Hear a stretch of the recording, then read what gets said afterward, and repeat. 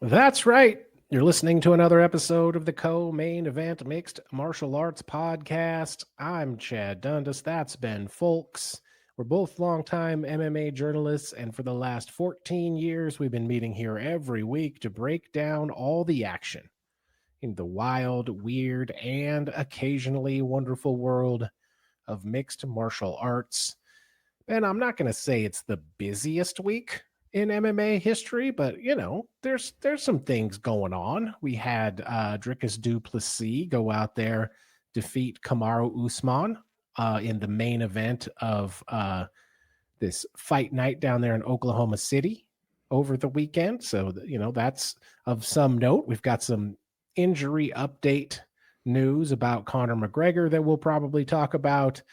We got a fair amount of listener mail to go through. We had an RAF event over the weekend that had some interesting stuff happen at it. So we are going to try to talk about as much stuff as we can. I think we'll open up with DDP against Kamaru Usman here. We got this email from Dan Alexander, who wrote in to say, so as expected, DDP landed the cleaner, heavier shots.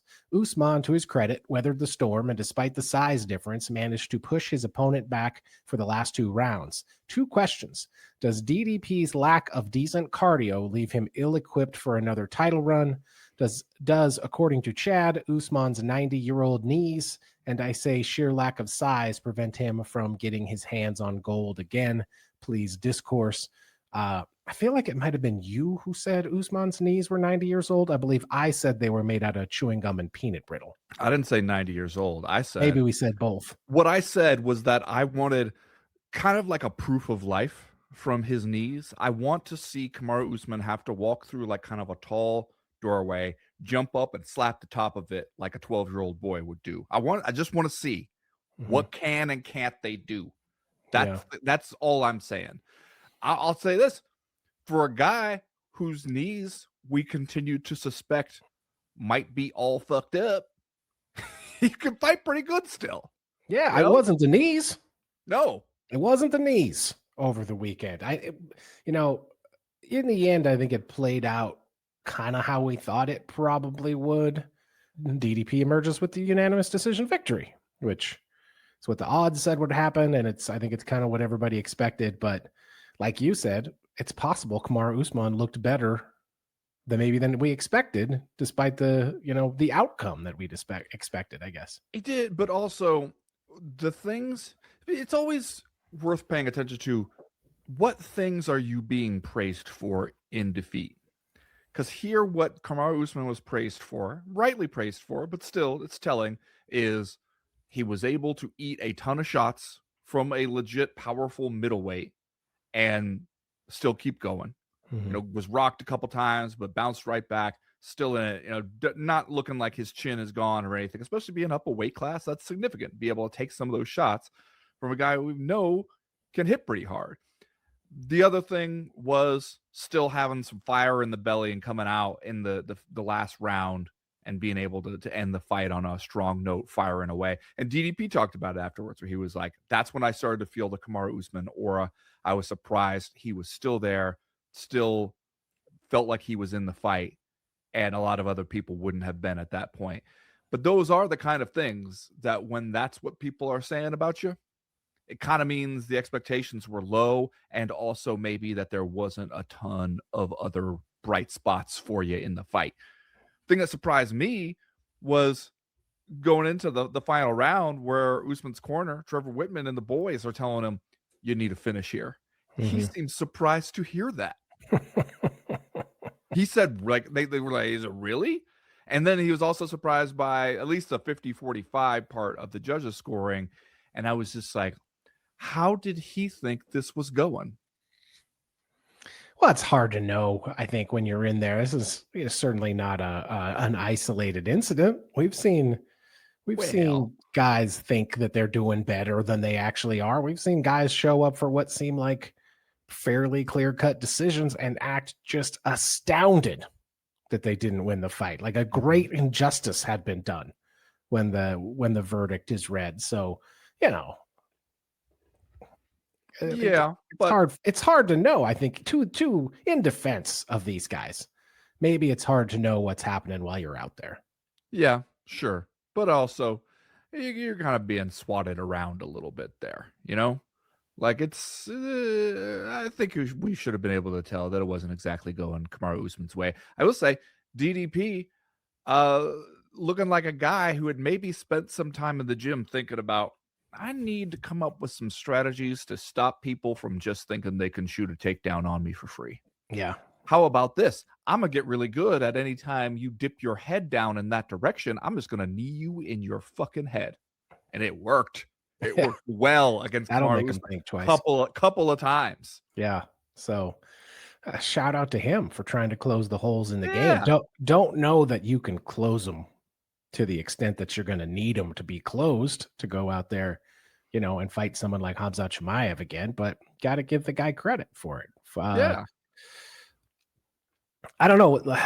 Just coming out of this, do you get the feeling that DDP has really like revitalized his stock, I guess, in the division? Because I think you come out of it kind of being like, well, he beat the former welterweight champ, like we kind of thought that he would.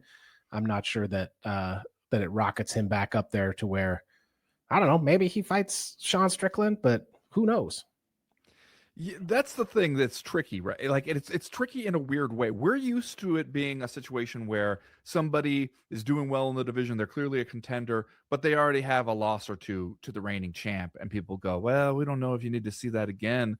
And so you kind of got to sit around and wait for either that guy to lose the title or for you to make such an unbreakable case that there's no one else left to choose over you. And here it's different, but also weirdly not any more compelling because it's like he has wins over the champion, and yet still people are going, I don't know if I really need to see it again.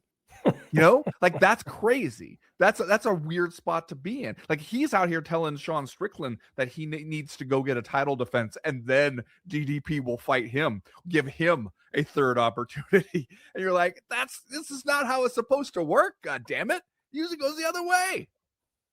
Yeah, but that is kind of a sweet gimmick, though, Yeah, right? yeah, Right.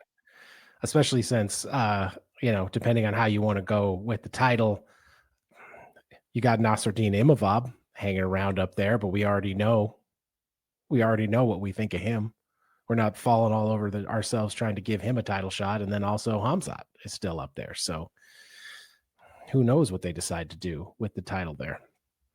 Kamaru Usman came out and said at the post-fight press conference, I couldn't get going. He was big, he was strong, he was rangy, so it was a little tough to get going. I took kind of a thumb punch to the eye early on, and that kind of blurred the vision a bit, but no excuses. It is what it is. I was pretty compromised. Like I said, he's a big boy. When you start seeing two of the big boys, he's kind of got a weird rangy shot, so it's a little delayed to get out of the way of those shots, seeing them, but no excuses.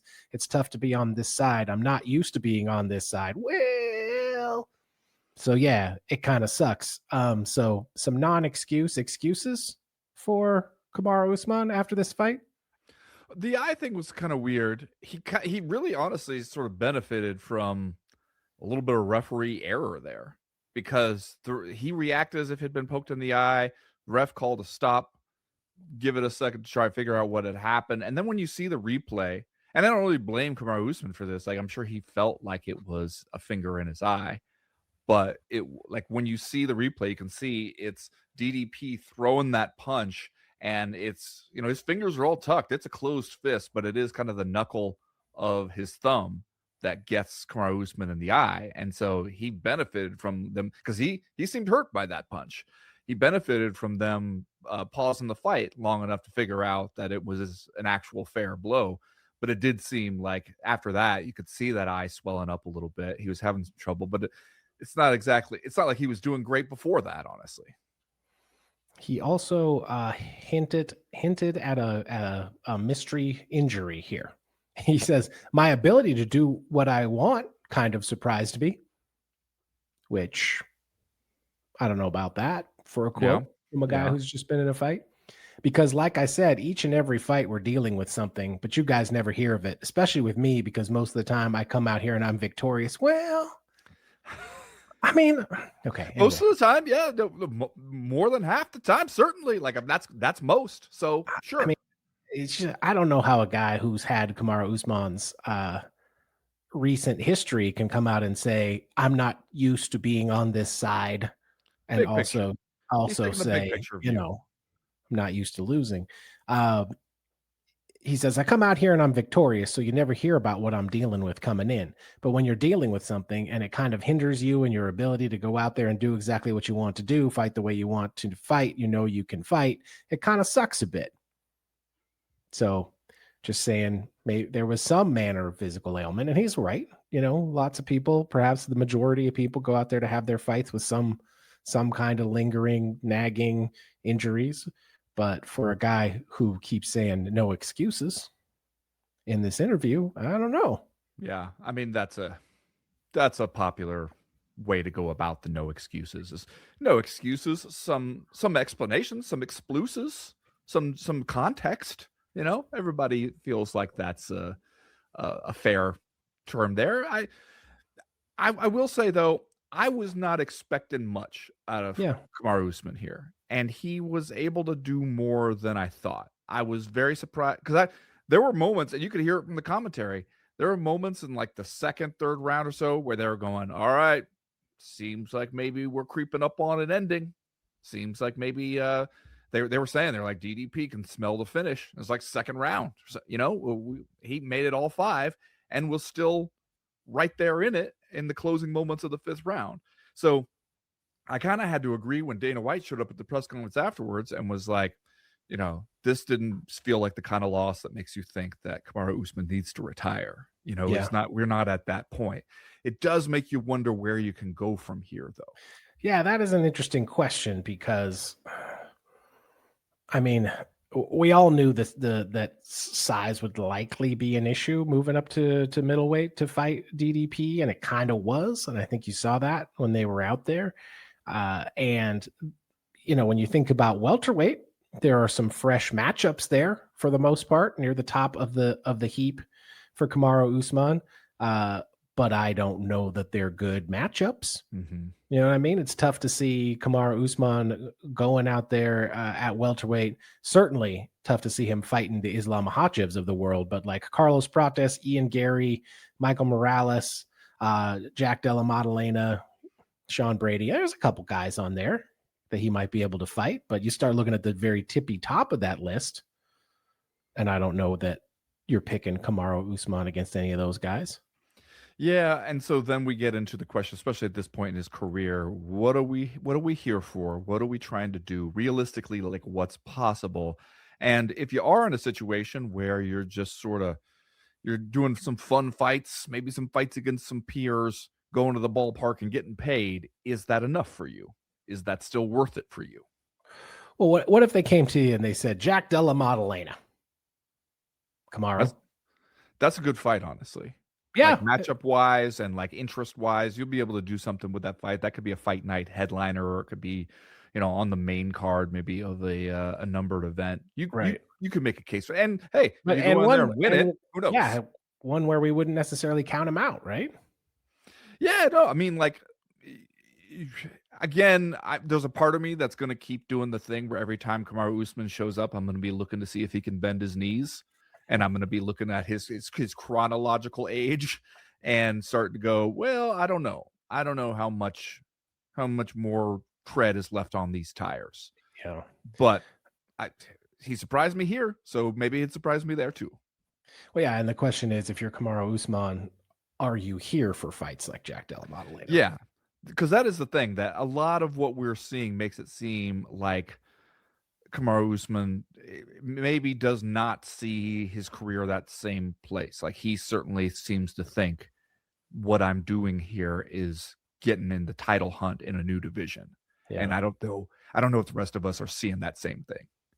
Well, it's hard to start getting in the hunt for the title when you start out on a loss. So he's saying he can't even look Justin Gaethje in the eye. Oh God, these are weird guys, man.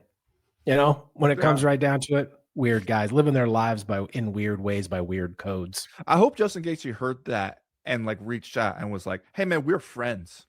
Did you know that?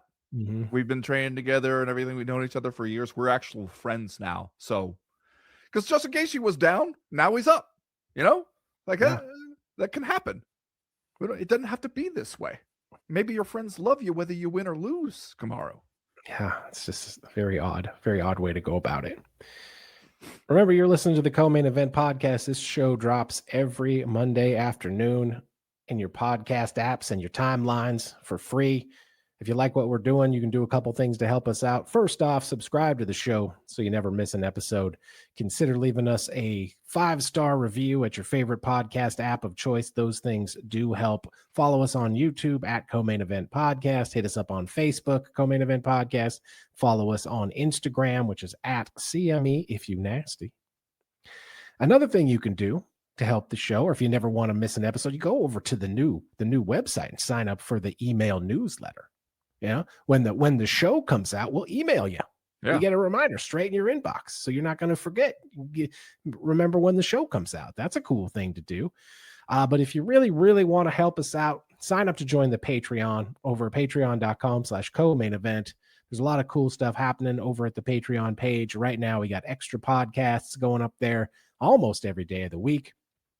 We got the live chat entirely driven by listener questions. We got the Power Hour, which is a full extra hour of MMA talk just to get you ready for the weekend on Fridays. And then you got my personal favorite, Doing the Damn Thing, where we talk about stuff other than MMA. It's fun. We think you'll like it. Plus, we got stuff like Live Watch Party. We're bringing the movie club back.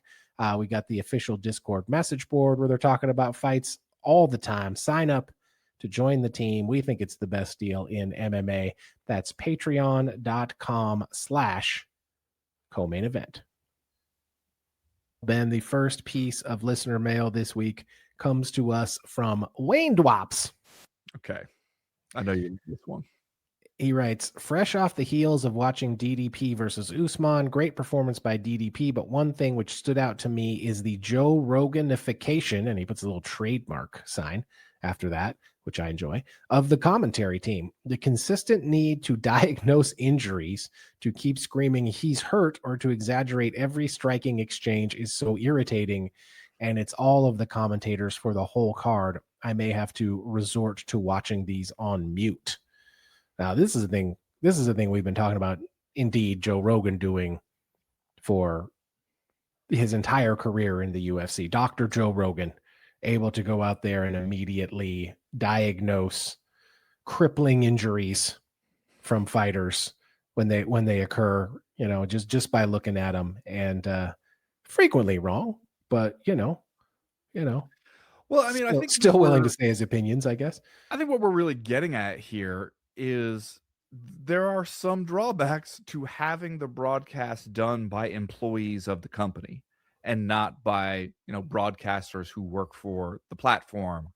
Like this, I was thinking about it when watching the World Cup, because not only do you see several moments where the broadcasters, they'll straight up tell you like, this is not a very good game right now, or like this is a terrible performance, that kind of stuff.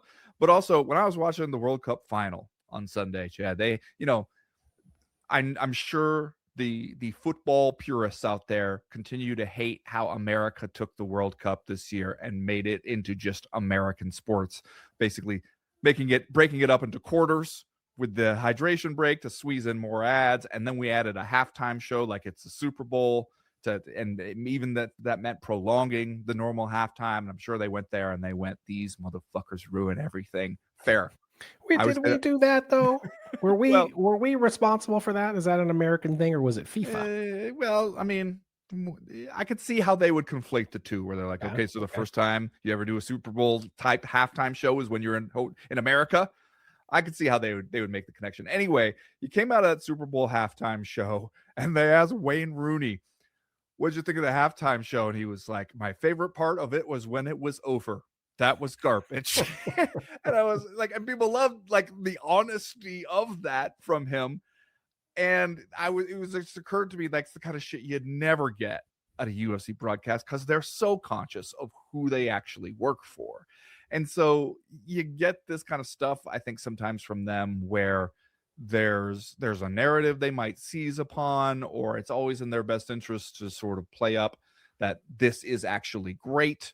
If it's not great, we might occasionally pick one guy we're going to bury, but it's not an important guy as far as the UFC is concerned. Like, there's always that kind of idea in the back of the head about a certain company line that you're getting from the commentary team, because they know we are the UFC's commentary team. We might be Paramount Plus's commentary team right now, but we were ESPN's a few months ago.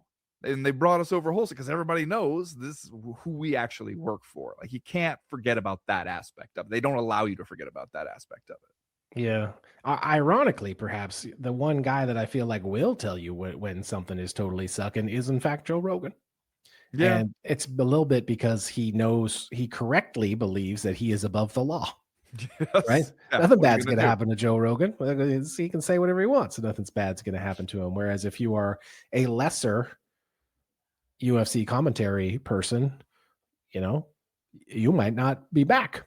Yeah. We They got got 5 more people waiting to replace That's you. right. 5 people in line behind you, Michael Bisping, just waiting. You know what I mean? So, but that's not a new development, man. We've been seeing the way the UFC does broadcast for a really long time now. So, I don't expect it to change at any point.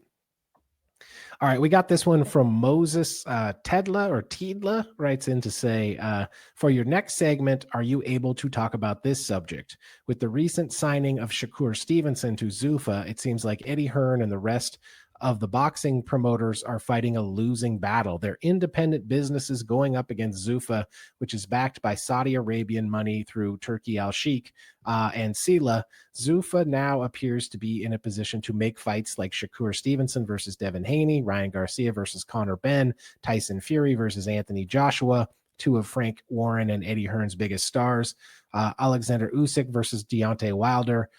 These are all fighters who have fought under the Matchroom banner at one point, and now Zuffa has pulled many of them into its orbit. That's not even mentioning the other signings of Johnny Fisher, Richard Hitchens, and Edgar Berlanga. Also, was it a mistake for Eddie Hearn to re-sign with DAZN instead of going back to Sky Sports? Sky Sports has traditionally been the biggest broadcaster in Europe, and now that's partnered with Zuffa.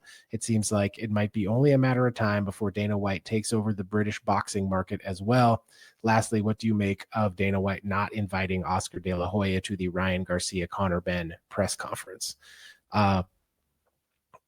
This is I feel like we've been making fun of Zuffa boxing, right? Mm-hmm. Perhaps rightly. You can't blame us for making fun of Zuffa boxing when for years and years, all it was a t-shirt.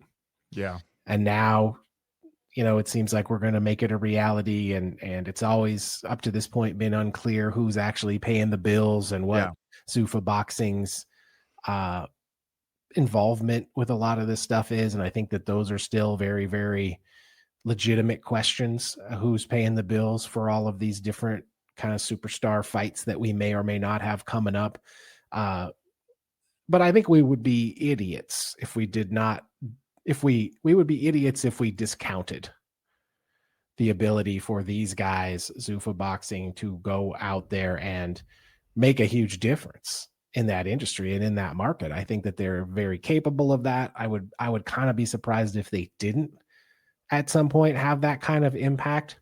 The interesting thing is, even if you can change the laws, which they are trying to do, as everyone knows, there is such a history in boxing of these guys getting money. You know what I mean? Like, if you're a name boxer, you are doing what will make you the most money at all times. And that's not at all the business model that made the UFC successful. So there is part of me back in the back of my mind where I'm thinking, I don't know exactly how they're going to work this. I don't know what their business model or strategy will be, and I don't know exactly how successful it will be for them to work with boxing's biggest stars. It seems like so far they're having some success, but I suspect that is because someone else is paying them the money. Right. That's the thing, right? Is that right now, with somebody else paying the bills, it's a problem to throw around the money. That was one of the things that when the TKO executives were on these shareholder calls talking about what Zuffa boxing would be, they went out of their way to stress to shareholders, don't worry, we're not putting any of our own money into this. This is Saudi Arabia's money, and we are spending it, and we are kind of the front man for it. But like, so don't worry, can't hurt us if it doesn't go well, was essentially what they were telling the shareholders. And so that part of it is interesting to me. Also, since we've seen that Saudi Arabia is pulling back from the rivers of money in all directions plan, at least a little bit, you do wonder, like, is there going to be an end date to this? Like, how much money they're willing to throw into this? But I had the same thought, is that when I see them making these moves, maybe it's just the cynic in me. Maybe it's just years and years of paying attention to these particular people in this particular company. But it doesn't seem to me like this is them doing this thing because they plan to indefinitely do it this way. It seems to me like they're doing it this way with somebody else's money in order to kind of break the current system so that they can remake it later on. Once you kind of put everybody else out of the game, then you can make your own system that probably looks a lot more like how the UFC does things. And I think that there's a lot of these fighters now who they're cashing in short term. And I think if I had to guess, I'd say the long-term plan includes the younger fighters who come up won't ever have made this huge money that these other guys do. So you can create a different world for those guys, and they won't necessarily know what they're missing. Yeah, that is a bleak view of the future. And of course, Dana White, long-standing hatred for Oscar de la Hoya. So not surprised he's not. Seems like it goes both ways. Yeah. Feeling is mutual.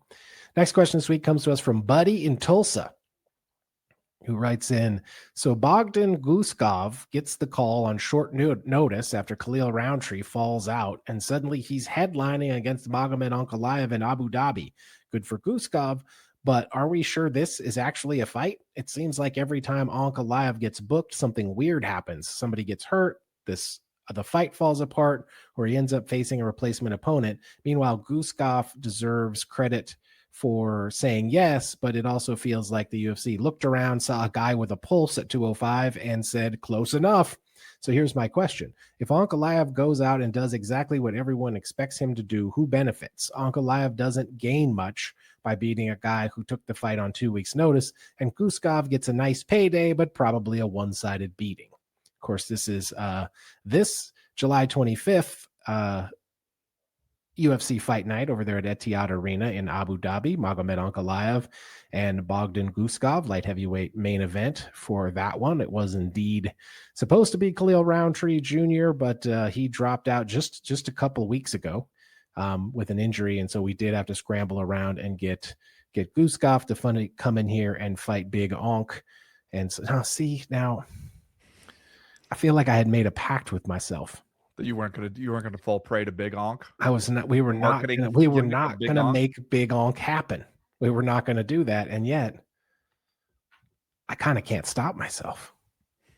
I mean, it is kind of fun in a way. It also, though, once you say it, it reminds me. Oh yeah, I remember when they were trying to make Big Onk a thing, and it also reminds me. When's the last time you thought about Magomed Ankalaev? Mm-hmm. Yeah, despite the fact that you look at the official UFC meta rankings, and he's number 2. You know, Carlos Ulberg up there on top, Alex Pereira obviously number 1, Magomed Ankalaev number 2. Then you got Yuri and Paulo Costa, Jamal Hill and Khalil Roundtree and Dominic Reyes. So he's still up there, but you know, when they're sending you over to Abu Dhabi to main event against first Khalil Roundtree Jr. and then Bogdan Guskov, who is, let's be fair, he's won 4 straight fights in the UFC, lost his debut to the Secret of the Ooze, who just got suspended for his own PEDs revelation, but then he put out 3 or 4 consecutive wins, most recently against Nikita Krylov via first round knockout, and then he had a draw with Yanni Blackjacks last December. So, you know, it's not like he has been unsuccessful, but he's also not, he ain't a household name, let's say. He's a 4-1 underdog here in this fight. If you're feeling like you could talk yourself into some Bogdan action. I mean, no one's saying that. Kind of sounded like you were almost working your way there. I'm just saying he's not an Abu Dhabi cab driver. That's all I'm saying. They didn't go out on the street and find somebody. He's been relatively successful in the UFC. And yet it also don't you think that, because like I said, Big Onk lost that fight to Alex Pereira in October, and it was like, as far as the MMA world is concerned, fell off the map completely. You didn't hear anybody talking about him. You didn't hear anybody trying to think about what's next for Big Onk. Like, can't wait for the return of Big Onk. Nobody's talking about him at all. And in a division where there really ain't shit else going on.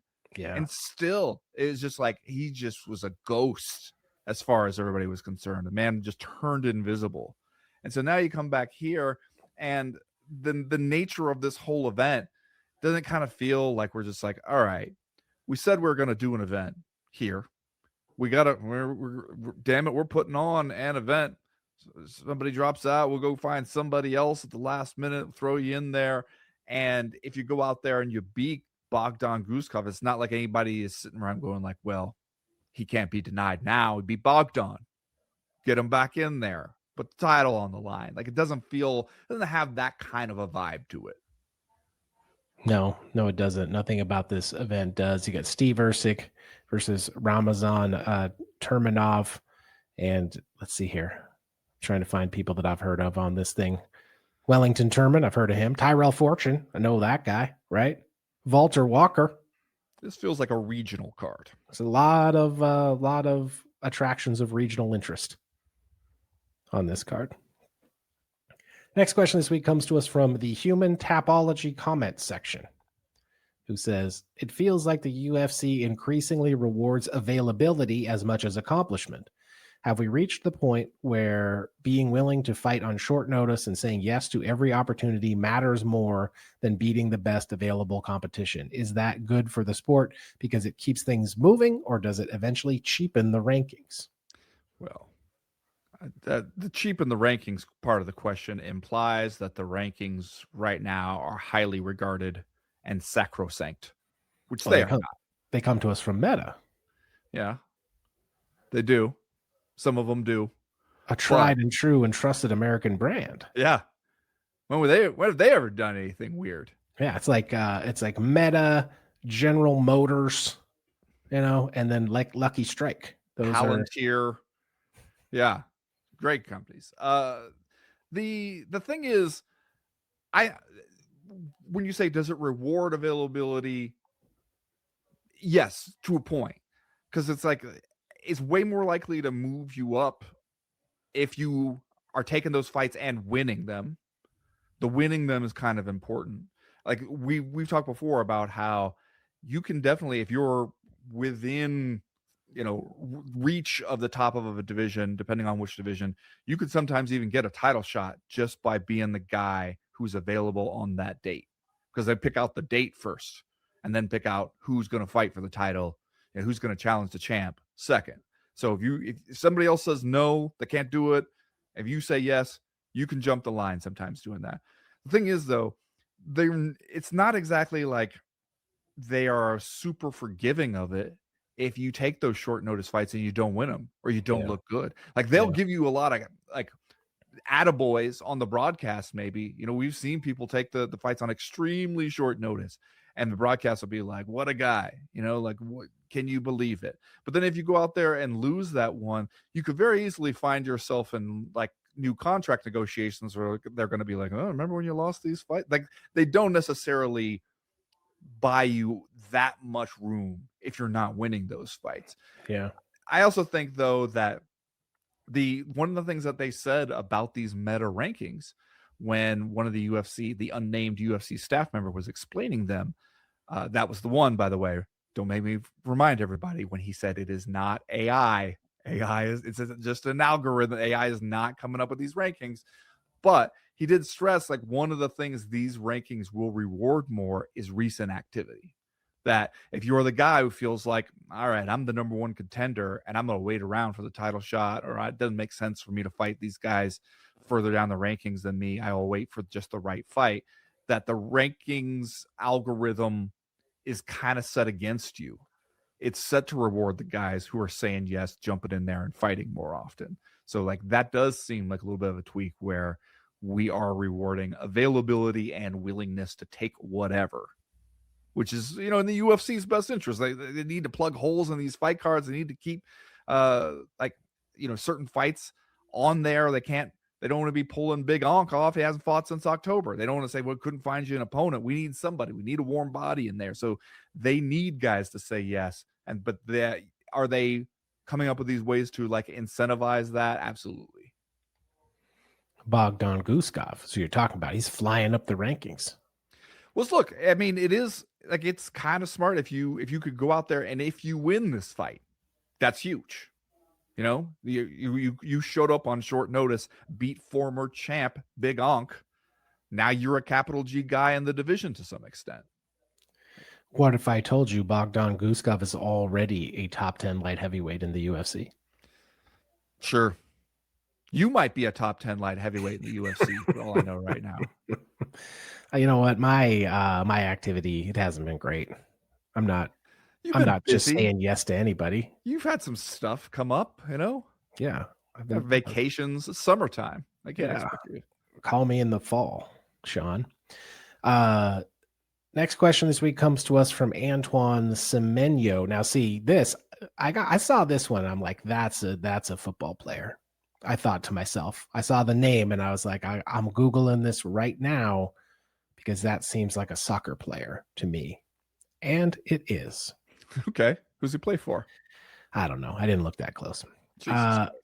What's up with Dana White's weird obsession with showing celebrities on TV? First, he went out a couple weeks ago and declared the UFC was, quote, the worst ever for mislabeling Shakur Stevenson on their event. Then this week, he roasts the World Cup final for being even worse at putting celebrities on the screen. Seriously, who gives a shit? Also, did you guys watch the World Cup final? Holy shit, it sucked.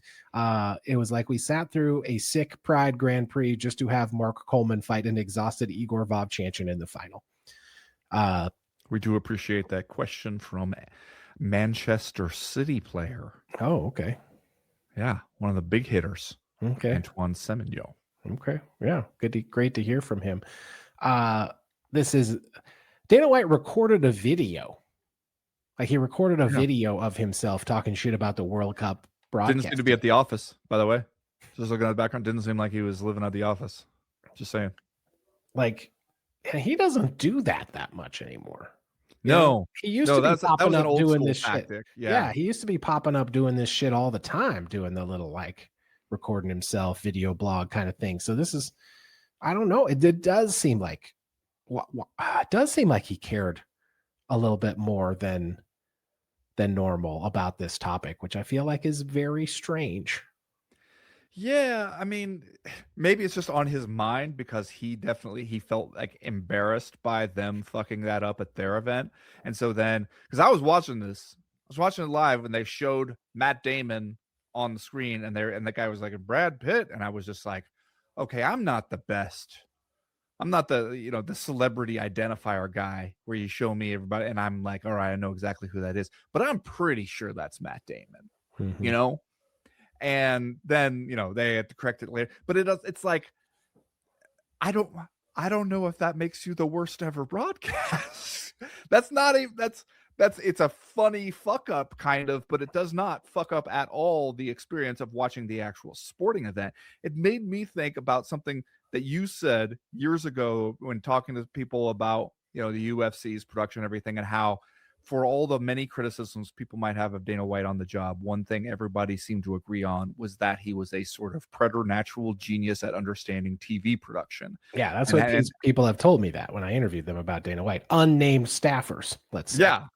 And so I was just like, maybe it tells us something that the thing that he can still get passionate about is TV production, like that side of things. But it is weird where it's just like, so you watch the World Cup final and the thing that you were fired up about afterwards was a few seconds of looking at celebrities in the crowd, like before the match started.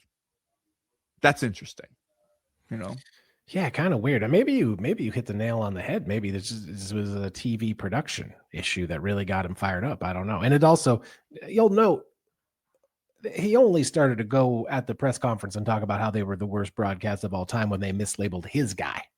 Yeah. He didn't get mad because they called Chuck Zito by the wrong name, right? It's mad about Shakur Stevenson, his guy. Right. And I mean, like, and that makes sense to get mad because you're like, God damn it. We're paying these guys all this money. This is supposed to be our moment to try to like hype up this guy, and you fucked it up. And it's like, especially you fucked it up when you knew in advance that's what we were going to do. Is we knew Shakur Stevens was going to be there. We're going to show him. We're going to use it as an opportunity to talk about him. Here's one where, for all I know, the World Cup guy is sitting there and they're just showing him celebrities that are in the crowd and trusting, like, we don't have to get in his ear and tell him that's Matt Damon. Everybody knows what Matt Damon looks, especially the weekend that the Odyssey comes out. Everybody knows Matt Damon. He's top of everybody's mind. He's the star of the biggest box office hit of the year and summer and whatever. And the Odyssey, I saw it, by the way. It is fantastic. So we don't need to tell him that that's Matt Damon. Everybody knows that's Matt Damon. And then he's just like, Brad Pitt.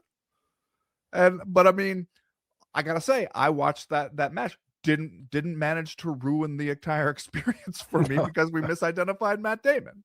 No, that wasn't the thing that I came away thinking about after I watched the game. That's not what was top of mind for me. It was. Did you feel, holy shit, it sucked, like watching Mark Coleman fight an exhausted Igor? I didn't think it was that bad. I mean, we're used to American sports, so we are going to sit around and be like, can't anybody score any fucking goals? I thought that was the whole thing here. But the drama was there. I still enjoyed it. It was dramatic. It does put things in a certain perspective. When how long did Argentina go before they were credited with an actual shot on goal? Like 110 minutes or something like that. So it wasn't exactly there were offensive fireworks, let's say. It wasn't that kind of game. It is one of the things that the World Cup has taught me to appreciate about soccer. Is it is the kind of sport where teams seem to show up and be like, all right, look, we're going to keep it real with everybody here. We're not the better team. These guys are better at this than we are. They're going to have the ball almost the entire time. We just got to try to keep it out of our net and look for the rare opportunities when they are too aggressive that we can throw it downfield and see if we can sneak one in the net. But I'm telling you guys, it's going to be tough. They're going to have the ball the entire fucking time. They don't do that in other sports, Yeah.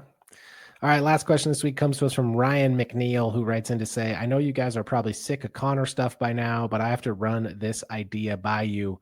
I think the UFC at the end of the day will think about it and be like, there might not be a good way to do this last Conor fight, but I think TKO will see the money that came in for this last fight and will be like, give this fight away for nothing. These are the people who are moving WrestleMania to Saudi Arabia next year.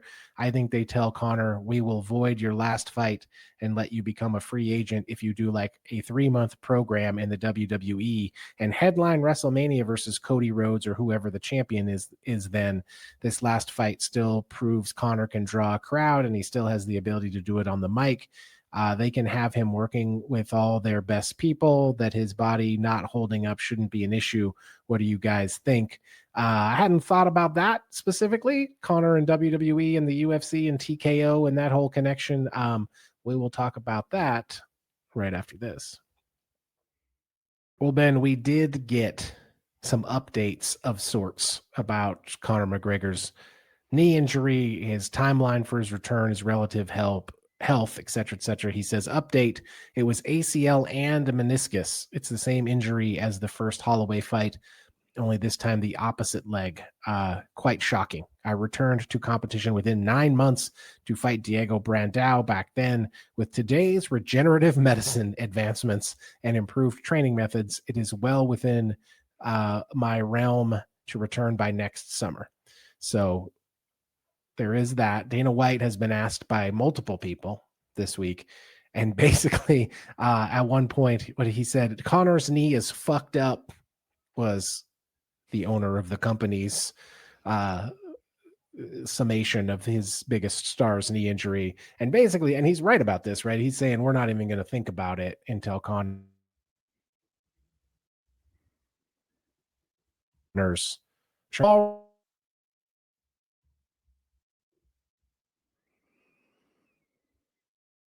already had Dana White's foolhardy for them to start trying to make plans for his next fight when we don't even know how long he'll be out. I floated the idea last week that if one of the things we're thinking about doing is Conor McGregor against Floyd Mayweather 2 in a boxing match under the Zuffa boxing banner in 2027, maybe we just skip the last MMA fight, man. Maybe we don't take the chance that Conor goes out there and his foot flies off into the front row when we have to have this last MMA fight on his contract. Maybe we just don't do that. Maybe we skip it and we just fast forward him straight into a fight, a boxing match against Floyd Mayweather. If that indeed is where we think the money is for us as the UFC. I had not considered a WWE crossover. Had you? I don't know. I mean, no, I hadn't. And I also think one of the problems of getting a guy like Conor McGregor in the WWE is, as we've seen, their fan base a lot less likely to just be like, oh, hey, you brought over this noted rapist. We're happy to see him. Their fan base doesn't quite get down like that to the same extent. You saw that by how many times Dana White got booed at WrestleMania when he showed up. Their fan base might be a lot less cool about that. I also think you get somebody like Conor out there, don't you think he just looks small compared to a lot of pro wrestlers? That, like, the aura will disappear once you see all these guys towering over him and shoving him around. Like, I think that will get a little tougher. Plus, you think your knee's going to explode from doing one jumping kick in a UFC match.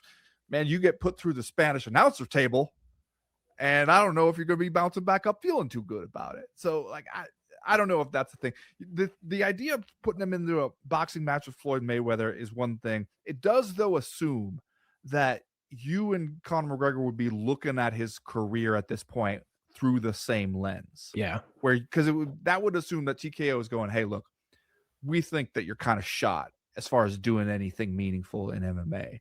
So how about this sort of meaningless money fight that we can run it back for nostalgia's sake, and everybody will get paid, everybody will have a good time. You won't win, obviously, but it'll still better than blowing out your ACL against Max Holloway again, don't you think?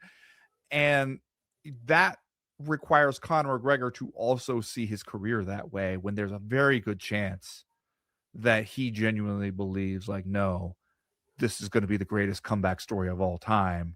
I'm going to go back in there, beat Max Holloway, and then fight for the UFC title or something like he very well may have a completely delusional take on what he can still do as an MMA fighter.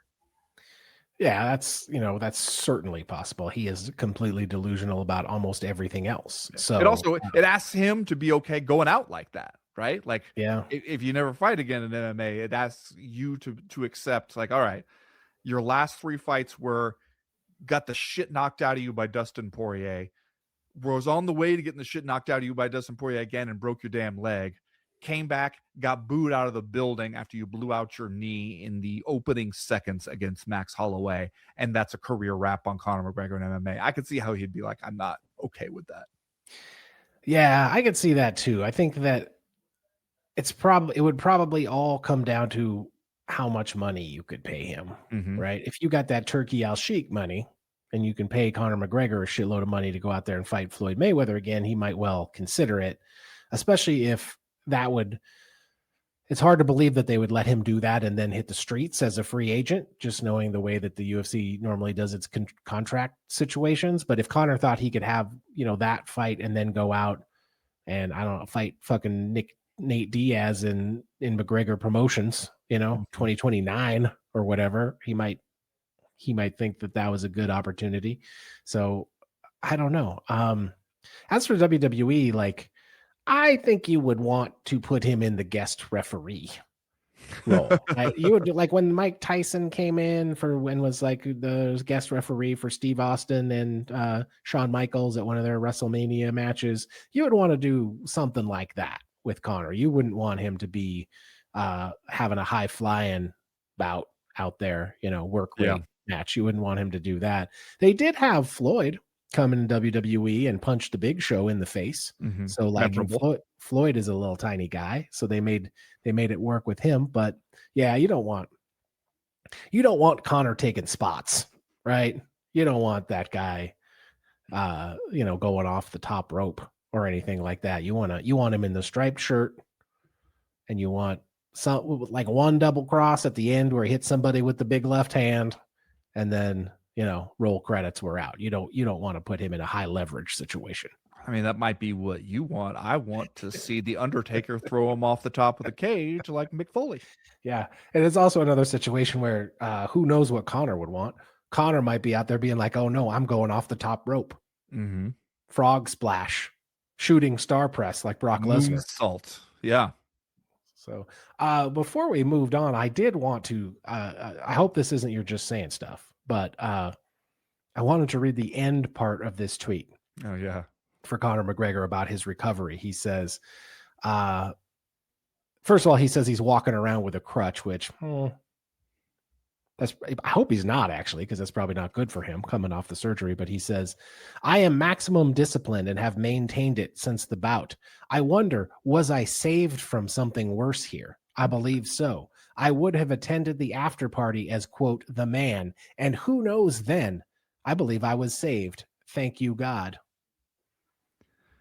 Man, see, this is the kind of shit that I was talking about and that I felt like you were maybe initially dismissive of when I put forth as an idea, where I was like, if this religious conversion is genuine, and if he believed what he was saying before the fight about like, I am the chosen one by God, and that's why I'm going to this bout with protection, not concerned at all because God's got my back, then what do you tell yourself when it goes terribly and a freak injury kind of thing happens to you immediately?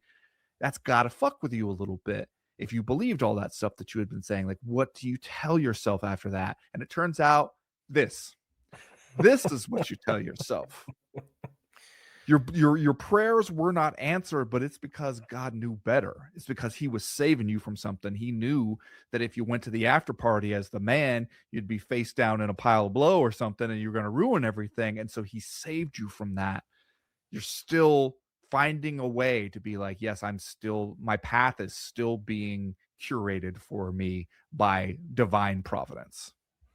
It is an extremely Conor McGregor thing to think that your loss, your terrible, embarrassing, potentially career-ending loss was actually a win. You actually won because you were saved from yourself by your higher power. The thing that I thought was interesting is him basically being like, yeah, man, I might have flew off the wagon. Yeah. If I had won this fight, I might have gone to the after party and chucked it all.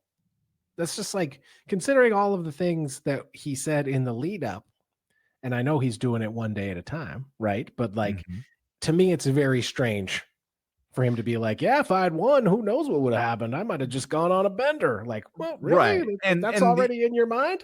When he was saying the opposite beforehand, he was just like, no matter what happens here, this is not a temporary thing to just get to the fight. It's a lifestyle change. It's going to last. It's permanent. Like, that's all the stuff that he was saying before the fight. And so it is weird to hear him kind of be like, shit, who knows what I would have done, like, but it just kind of shows like his ability to always rework this the same way. This is a different species of the same thing that makes you tell us long afterwards that you basically won that Habib fight. He's gonna take. He won that one more than he won the fun against Max Holloway. He's gonna take whatever happens and find some way to twist it so that it actually was awesome and amazing. And it's honestly, we would all probably be better off if we could have at least a little bit of that. If we could apply a little bit of that to our life, not this much, maybe not this much. I think it does get self-destructive and delusional at a certain point, but to a point, yeah, I see how it could be helpful for him. Yeah, I guess, man. All right, that's going to do it this week for the co-main event podcast. Thanks everybody for listening. We appreciate the support. We would love it if you'd come over and sign up for the Patreon page at patreon.com/co-main event. We do have fun over there. We think you would like it. If you do that, we'll talk to you on Wednesday. If you don't, we'll see you right back here next week. Thanks, everybody. We appreciate the support. As for right now, we are done. We are through. We are out. What happened with Patty or with Max Holloway and his wife this week? Were you following that? There was like Max Holloway and his wife like went on some like podcast or radio show and was talking about how Max pursued her for like 5 years or something before they finally got together, and like it seemed like maybe the incel community like had a little fit about it, and then Max Holloway had to go online and basically defend himself and his wife. This weird stuff has happened. I thought you would have been paying attention to it. I know how you love that relationship drama. See, this is why you don't want to tell MMA fans anything about your personal life, because they won't be cool about it. They're going to be weird. They're going to find some way to be weird about it. Yeah, they are. That's very true. They are going to be weird about it. Also, if it turns out that, Max Holloway, the guy who will keep pumping up the pressure and the pace across a 5-round fight and logs all these long fights where he just gradually takes over, if he's the kind of guy to stay after you for 5 years until you eventually end up becoming his wife, I'm going to say I'm not surprised. Yeah, that's a good point. That's in keeping. That's on brand for him. Yeah.